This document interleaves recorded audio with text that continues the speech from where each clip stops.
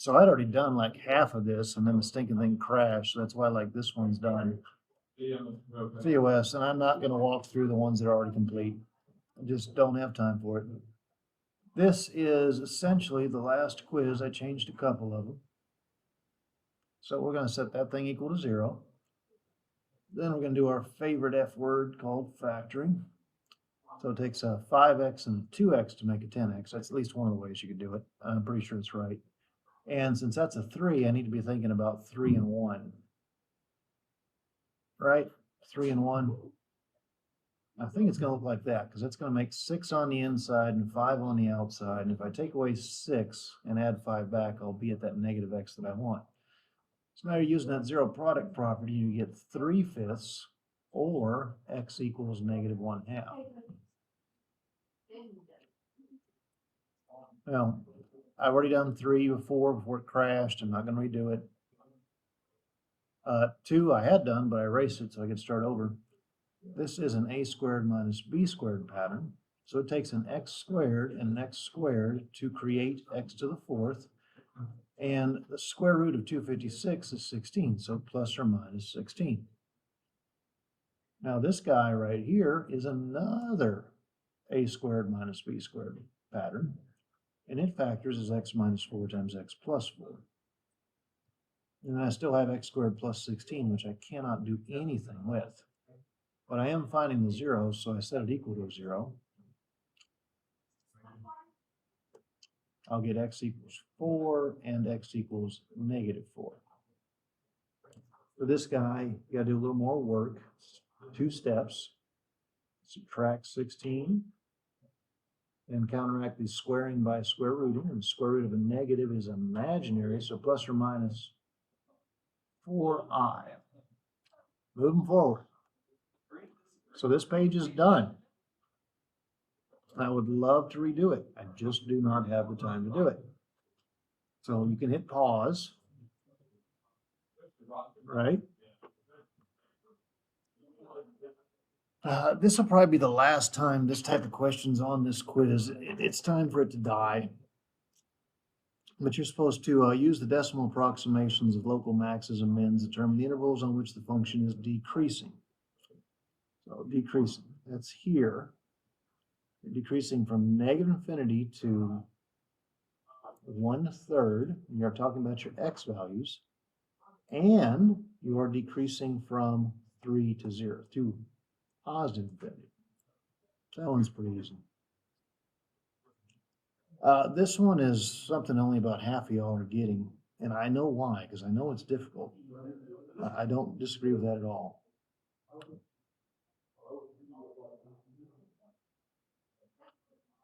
So where is that point at? That point is at 2, 6, and it turns into 2, negative 6. So I'm going to just write equations, all right? The original equation for this thing, we have a slope of 1, is x minus 2 quantity squared plus 6. And you should know that. And now some things have happened. And there's a certain order we have to do it. We have to do BHAK. We have to do BHAK. It's just what is done. So H is your horizontal shift. And horizontally, it hasn't really gone anywhere. Notice that X stayed the same.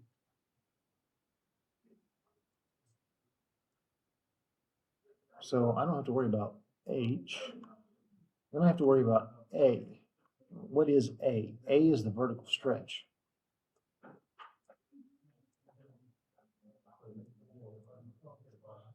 So I am going to introduce that change.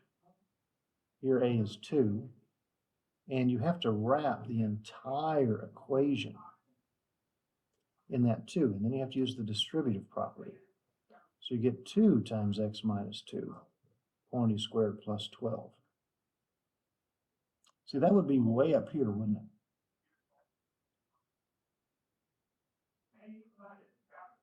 Oh, and I made a mistake too. I'm sorry. The original equation was negative.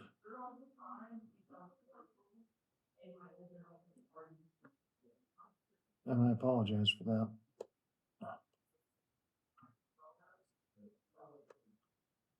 And here A was -1. Here A is +2. So, forgive me for this real quick. The way you're going to make that become an upward guy is to multiply by a -2.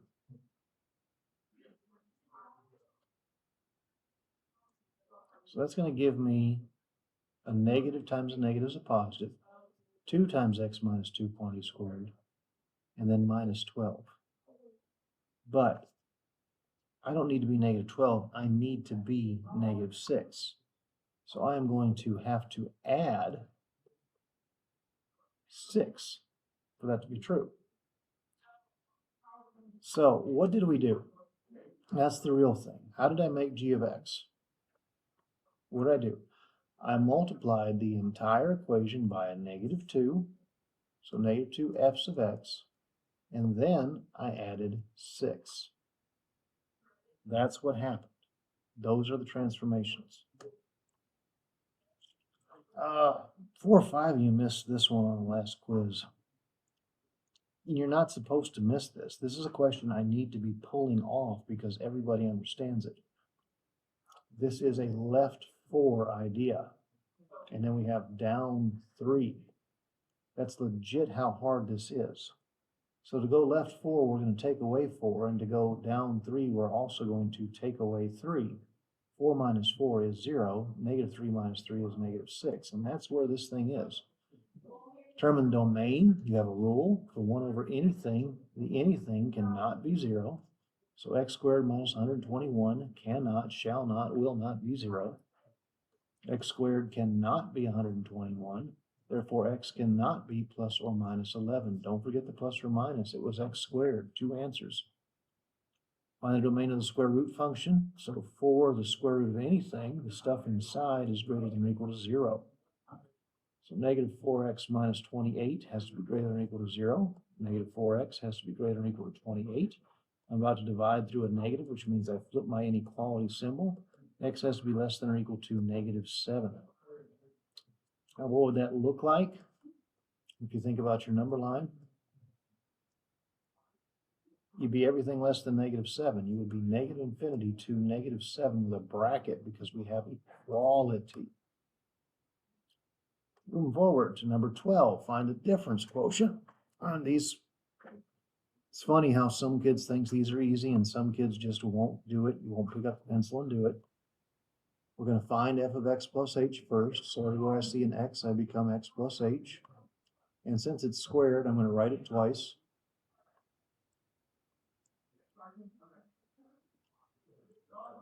There are shortcuts to this. Take calculus and you don't figure it out, they'll start laughing at you. H times x is xh, h times x is xh, so there's 2 of those xh's. We have the plus h squared. We have to use the distributive property, minus 3x minus 3h, and then we add 2.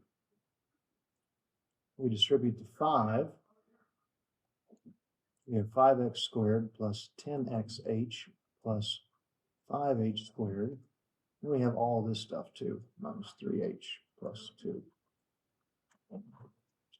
So what I did is I figured out that piece right there.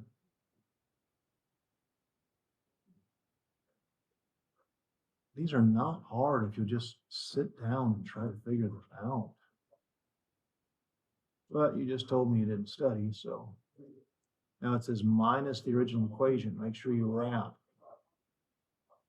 It's a huge mistake in mathematics. Kids don't wrap before they subtract.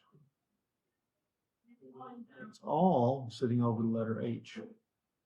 Now whatever's in here will cancel. If there's a 5x squared in here, it cancels out there. If there's a -3x in here, it cancels out there. If there's a 2 here, it cancels there.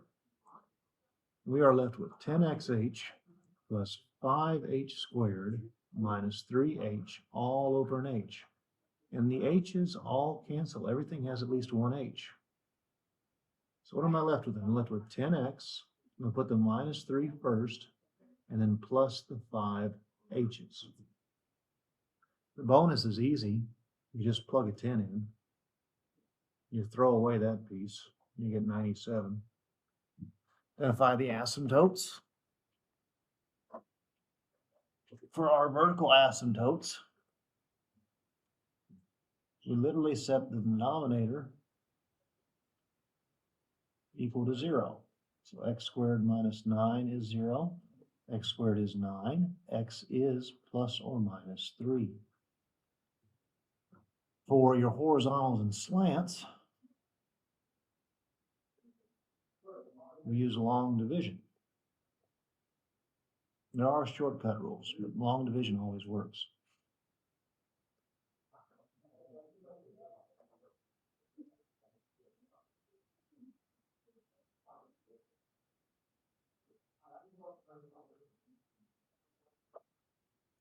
So to turn x squared into 4x cubed, I'm going to need a 4x, and I'm going to use the distributive property. 4x cubed minus 36x. I'm going to wrap before I subtract. I will have no x cubes. I will have to bring that guy down. And I have a negative 3 minus a negative 36. That's plus 33x. And I'll probably need this too, so I'm going to bring it down as well. So to turn x squared into a negative 4x squared, I have to multiply by a negative 4, and then I distribute. I get minus 4x squared plus 36. And again, I wrap before I subtract. And I end up with 33x minus 34. This is my remainder. This doesn't matter. That is my slant asymptote. And that's how you find asymptotes. Moving on to 14, the even, odd, and either is still around 50%, and it's such a simple concept. I'm literally giving you the rules, even because g of negative x equals g of x. So let's see what g of negative x is. G of negative x is 2 times a negative x to the 4th minus 4 times a negative x that must be squared minus 3 times a negative x. Now, if I take a negative and I raise it to an even power, I'm going to get a positive back. So you'll notice that these two pieces are still the same, right? But here I have a negative times a negative, and this is different, so it is not even. So I'm going to do the odd rule. It says odd because negative g of x is equal to g of negative x. So negative g of x is going to happen when you wrap the entire equation in a negative and you use the distributive property. You just negate everything.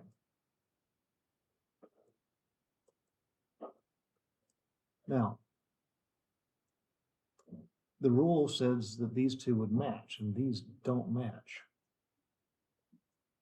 Therefore, we are not odd. If we're not even, we're not odd, we're neither. Let's see here. Restrict the domain so that this thing is 1 to 1 and find its inverse.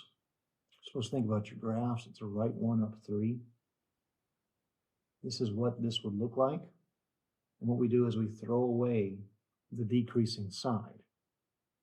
So I'm only keeping things so long as x is bigger than 1 or greater than or equal to 1. That's all I'm doing. That is my domain. To write an inverse, we swap x and y.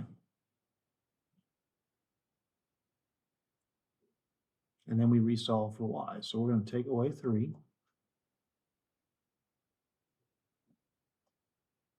Then we're going to divide out the 4.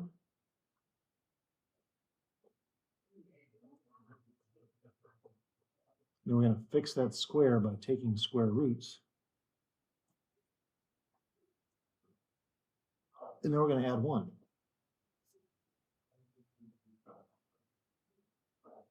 And that is my inverse.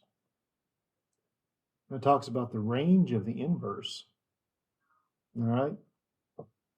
It's the same.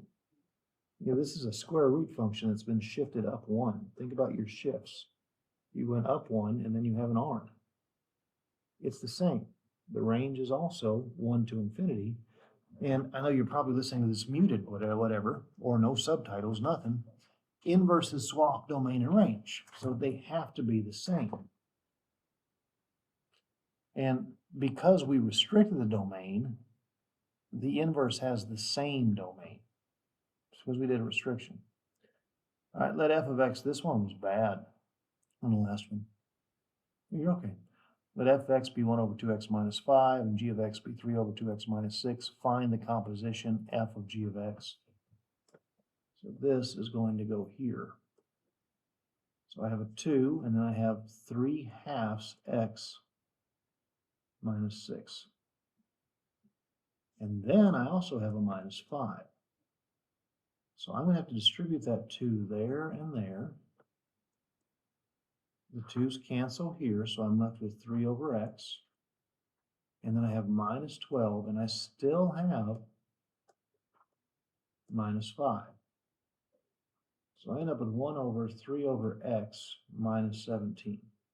Now I can tell you right here and now that x cannot be 0 because you cannot divide by a 0. It is impossible to do such a thing. But there's more, okay? The entire denominator, 3 over x minus 17, can also not be 0. So we're going to add 17. We're going to x both sides. Oops, that'll give me 3 on the left, right? 3 cannot be 17x. I'm going to divide by 17. So 3 17s cannot be my x value. Those are my 2 domain restrictions. All right. Now, you can also do that here after you've simplified. It's a lot easier. What you're going to do is you're just going to x everything. The denominator is an x. We're going to x the whole blasted thing, every single piece. It's the easiest way to attack a nested fraction. The x's cancel. And like I said, you could have done this. That piece cannot be 0. You get the same things you got before, but just with less work. So pick your poison. Let's see, a circle, an angle of 135 degrees lies on a circle of radius 6. So if I can draw 135 degrees on your unit circle is right here. It has the ordered pair root 2 over 2, and that's negative, and then positive root 2 over 2. That's really bad. Let's redo that. Switch to a darker color. So if you think about a 135-degree angle, you'd be at negative root 2 over 2 and positive root 2 over 2 on the unit circle. That's where you would be. But this is a guy with a radius of 1, and you're talking about something with a radius of 6. You're going to have to 6 these pieces, okay? Literally 6 times that ordered pair. That's all it is. So the 2's cancel, negative 3 root 2, and then positive 3 root 2. That is your answer. Then we have the trig, whether you like it or not. This is a trigonometry class, and whether you like it or not, we haven't done anything hard in trig yet. Trig gets pretty brutal. So you're supposed to simplify this thing and show evidence of the process. And this is not the problem that I wrote. I have cosecant x tangent of x. That's not it either.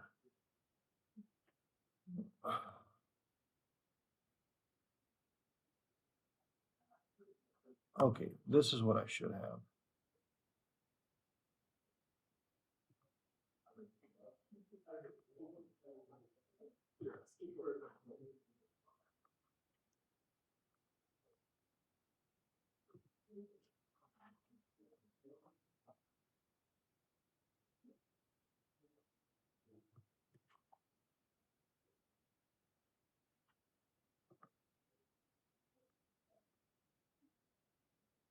All right, that's better. Cosine squared times cosecant of x minus cosecant of x. So what I notice is that both of these pieces contain a cosecant. I'm going to do factoring 101 here. I'm going to factor out the common term. If I pull it from this guy, I have cosine squared of x left. And if I pull it from this guy, I have the minus 1, the understood 1. So I have cosecant times cosine squared of x minus 1. Now, the most important of all the Pythagorean identities is sine squared plus cosine squared equals 1. So I am going to simply do some manipulation here. It looks kind of funny here, but just nothing I can really do about it.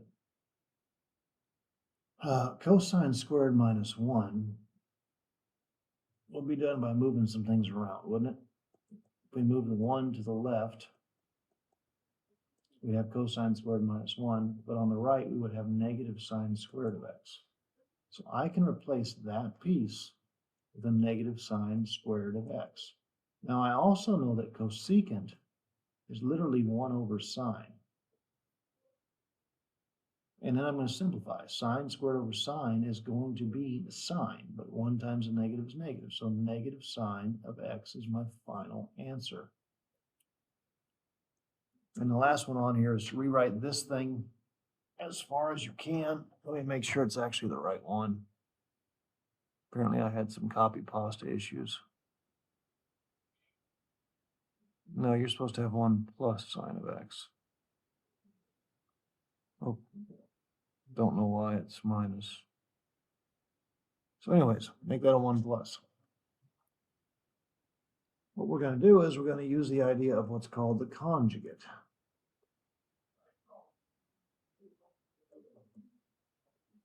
And the conjugate of 1 plus sine of x is 1 minus sine of x.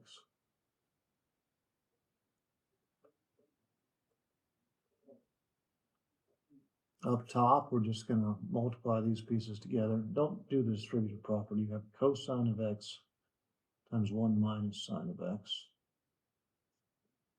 Down low, 1 times 1 is 1. And you have a plus sine of x. And on the outside, you have a minus sine of x because those cancel. And then you have a sine times a sine. One of them is positive, one of them is negative. You have 1 minus sine squared. And for the second time during this video, the most important Pythagorean identity is sine squared plus cosine squared is 1. All we're going to do is move that over. Cosine squared is 1 minus sine squared. So we have cosine of x times 1 minus sine of x sitting pretty over cosine squared of x. And we're going to simplify here at cosine over cosine squared. We're going to have 1 minus sine of x over cosine of x, which is a pretty good place to stop. But you can do better. This becomes 1 over cosine of x minus sine of x over cosine of x, which becomes secant of x minus tangent of x. All right, that should be it.